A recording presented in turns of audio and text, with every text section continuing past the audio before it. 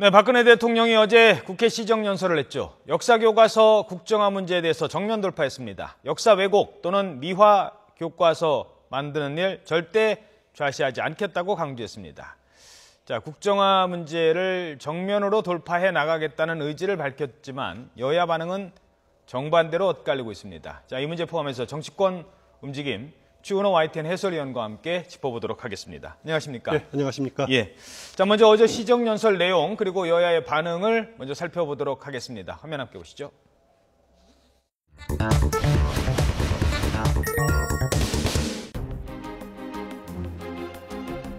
일부에서 역사 교과서 국정화로 역사 왜곡이나 미화가 있지 않을까 우려하고 있지만 그런 교과서가 나오는 것은 저부터 절대로 좌시하지 않을 것입니다.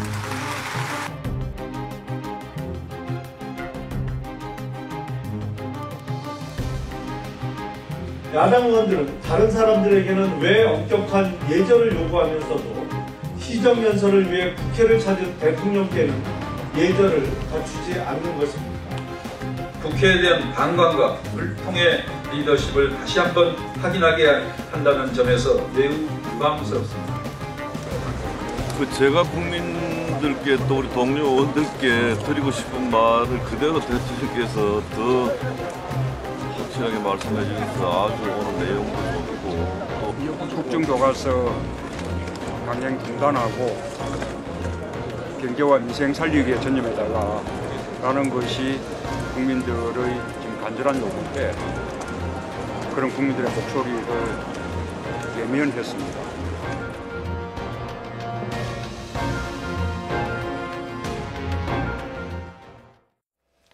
네, 자, 계속되는 국정화 전국 속에서 박근혜 대통령의 정면 돌파 선택 과연 어떤 의미가 있는 건지요? 자, 어떻게 보셨습니까, 어제?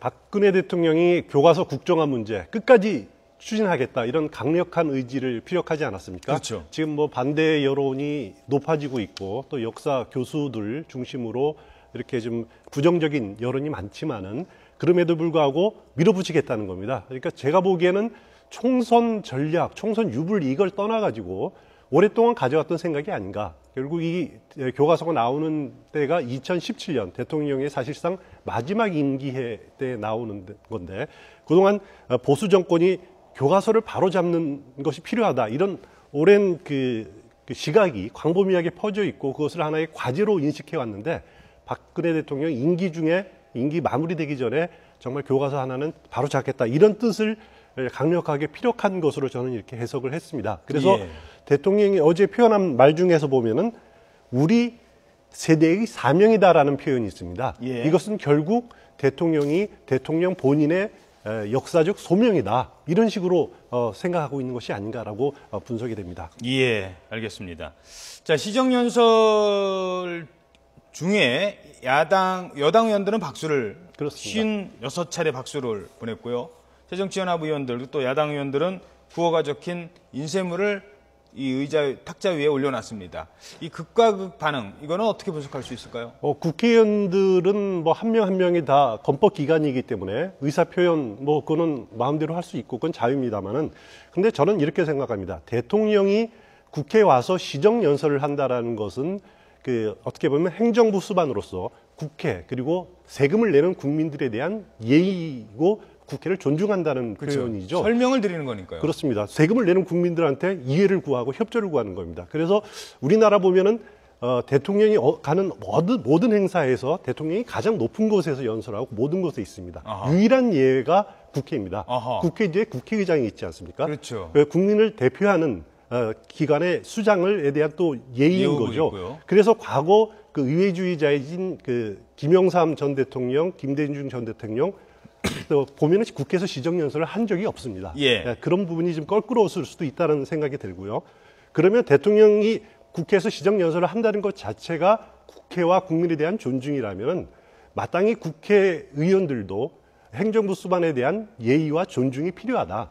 그런 의사 표현은 물론 자유지만은 그 표현도 좀 세련되게 하는 것이 어떤가 그런 생각이 들었습니다. 그래서 한 15분 정도 늦게 시작을 했고요.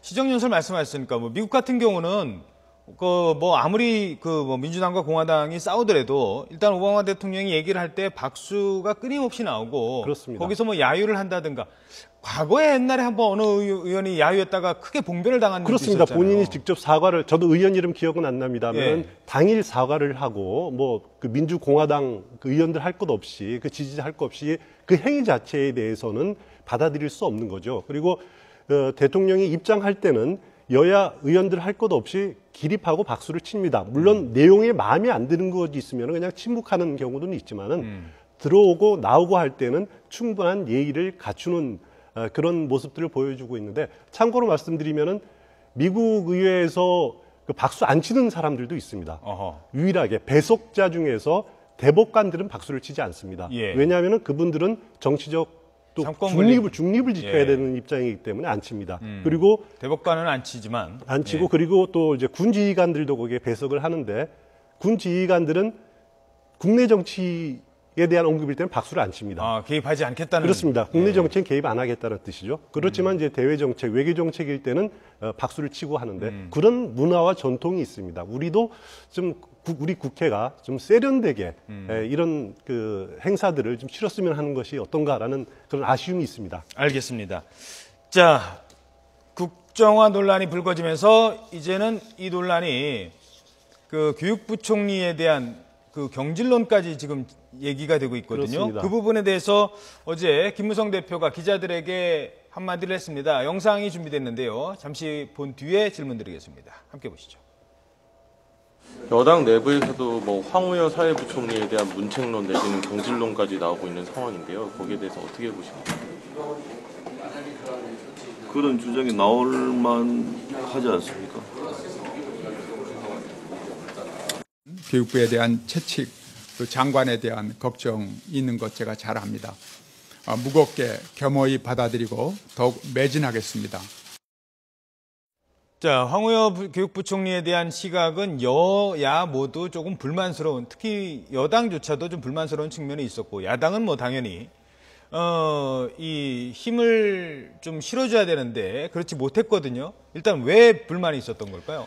황우여 부총리가 교육부 수장으로서 이 사태에 대해서 그렇게 적극적으로 나서지 않는 것이 아니냐, 너무 몸을 사리는 것이 아니냐라는 그런 비판적인 시각이 여당 내부에서도 좀 있는 것 같습니다. 특히 지난 일요일부터 월요일까지 벌어진 그 TF팀 그 사건, 그때 황우여 부총리가 세종시에 쭉 머물렀습니다. 그래서 교육부 TFT였거든요. 그렇습니다.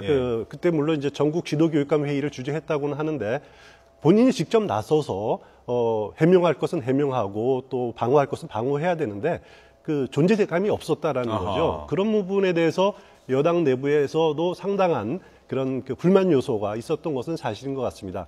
황우여 장관으로서는 그 어차피 내년 총선의 그 수도권 아닙니까? 인천 연수인데. 그렇죠. 여기에 출마를 해야 되는 입장이다 보니까 조금 몸을 사리는 측면도 있지 않았을까? 이런 식으로 보여집니다. 예, 알겠습니다.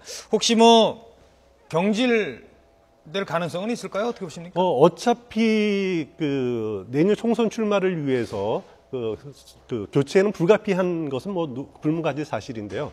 일각에서는 이제 조기 교체론을 주장하기도 합니다. 조기 교체론을 주장하는 사람들은 11월 5일 그 고시 확정이 되면은 그때 교체가 되지 않겠느냐라는 일각의 시각도 있지만은 제가 보기에는 조금 빠른 것이 아니냐라는 생각이 듭니다. 예산 통과 뒤에? 왜냐하면 지필진 구성 또 그런 것에 대한 업무도 마땅히 해야 되고 법정 예산안이 그 교육부 예산이 53조입니다. 전체 386조 중에서 53조라면은 국방 예산보다도 훨씬 많은 액수거든요. 이런 그 큰 덩어리를 예산 덩어리를 그 관할하는 교육부 수장을 지금 단계에서 바꾸는 것이 적절한가? 그런 생각이 듭니다. 적어도 새해 예산 통과되는 12월 초 이후는 돼야 가능성이 그렇게 엿보인다는 봅니다. 거군요. 자, 하나 더 짚어보도록 하겠습니다. 한국형 전투기 KF-X 문제인데요. 그동안 그 논란이 돼서 주철기 외교안보수석이 사퇴를 했지만 이거 갖고 되겠느냐라는 얘기가 있었는데 박근혜 대통령의 언급이 있었어요. 국민에게 혼란을 준 것은 잘못이지만 이 KF 사업이 국가적으로 중요한 만큼 계획된 기한 안에 사업이 성공할 수 있도록 해달라. 지금 화면으로 나오고 있습니다. 그러니까 사업할 수 있도록 해달라. 이건 뭐냐면 잘못된 건 잘못이지만 일단 KF 사업 계획된 기한 안에 그러니까 해달라라는 얘기인데 2025년입니다. 지금 미국 기술, 핵심 기술 이전받지 않고서는 이거 어렵다는 전문가들이 많거든요. 그렇습니다. 어떻게 해석을 해야 될까요?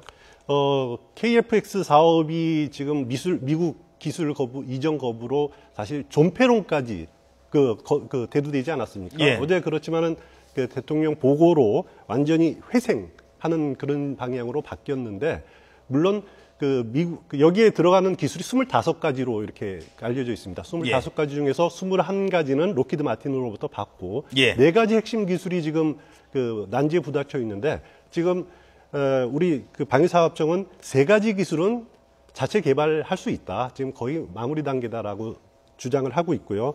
마지막 핵심 기술 하나, 이건 이제 고성능 위성 배열 레이더, 예. 이거 A사 레이더라고 하는데, 이것은 자체 개발이 어려우니까 뭐 스웨덴이나 영국, 이스라엘하고 협조해서 기술 이전을 받겠다라고 지금 밝히고 있습니다. 알겠습니다. 계획을 갖고 있습니다. 기술적인 건 그렇고요.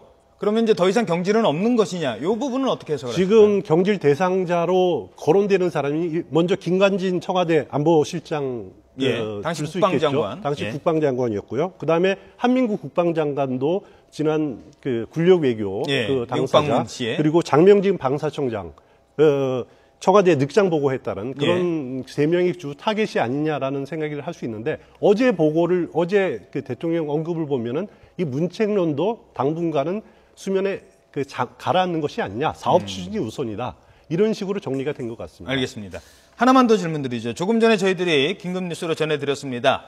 한국과 일본의 정상회담, 박근혜 정부 들어 첫 정상회담일 텐데요. 다음 달 1일에 한중일 회담이 있습니다. 이날 다음 날 11월 2일 날 개최하는 방안이 지금 검토가 되고 있는데, 그동안 신경전을 벌였어요. 그렇습니다. 우리 정부 청와대에서는 11월 2일 정도로 날짜까지 얘기를 했더니 일본에서는 그런 적 없다라고 얘기를 해서 이게 왜 그러는 것이냐 했는데, 일단 11월 2일 양측 정부의 공식 발표는 없습니다만 가능할 것으로 보이십니까? 예, 저는 충분히 가능할 것으로 봅니다. 지금 NHK 보도를 보면은 거의 확실한 것 아니냐라는 생각이 되고요. 가장 이제 핵심은 과연 어떤 의지를 가지고 그렇죠. 양국 정상이 어떤 합의를 이루냐는 문제인데, 위안부 문제가 우리가 가장 생각할 수가 있을 거고요. 그렇죠. 우리는 계속 일본의 사과, 거듭된 사과와 그리고 위안부들을 위한 추모, 일본의 공식적인 배상 이런 것들을 요구하는데, 만약에 정상회담이 열린다면은 이 문제에 대해서 어느 정도 진전이 있지 않을까. 저는 그런 기대는 해봅니다. 그것 말고도 이제 자위대의 행동 반경, 한반도, 특히 북한 침입을 할 때 우리의 동의가 필요하느냐, 이런 문제. 예. 그것은 박 대통령이 말했지만은 국군 통수권자로서 단호하게 안 된다라고 의지를 표현할 것으로 이렇게 보이고요. 예. 그다음에 또 TPP 가입 문제, 가입에 우리가 협조하는 문제, 이런 문제들도 충분히 다들 의제에 오를 것으로 예상이 됩니다. 예, 알겠습니다. 네, 오늘 얘기는 여기까지 듣도록 하겠습니다.